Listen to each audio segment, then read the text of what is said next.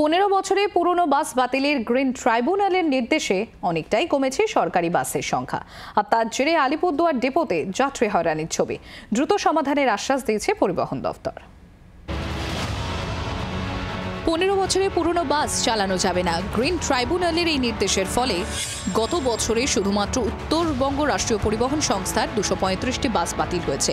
এর মধ্যে আলিপুরদুয়ার ডিপোতে গত 2 বছরে 20টি বাস বাতিল হয়। আলিপুরদুয়ারের আগে বিভিন্ন রুটে 61টি সরকারি বাস চলত।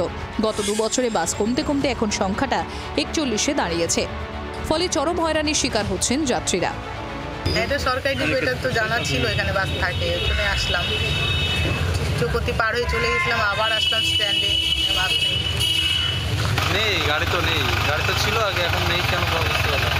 তাতে তো আপনাদের ভোগান্তি হচ্ছে। আর কি বলবো, এখন কিছু বলার মতন। সরকারি বাস এসে দেখছি পাচ্ছি না, শিলিগুড়ি যাব, প্যাসেঞ্জারদের ভোগান্তি। দ্রুত এই সমস্যার সমাধান করবে রাজ্যের পরিবহন দফতর।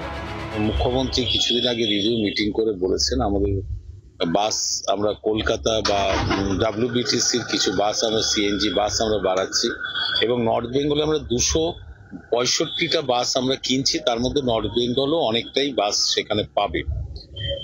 ফলে বাসের সংখ্যা আমাদের সরকার বাড়ানোই চেষ্টা করছে, ক্রমশই বাড়ছে। বাস কমে যাওয়ায় চরম বিপাকে পড়েছেন যাত্রীরা। দীর্ঘ সময় অপেক্ষা করতে হচ্ছে তাদের।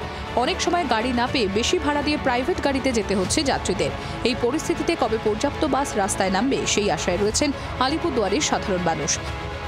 আলিপুরদুয়ার থেকে তপন দেবের রিপোর্ট, জি 24 ঘন্টা। বাংলার আওয়াজ, বাঙালির আবেগ, জি 24 ঘন্টা।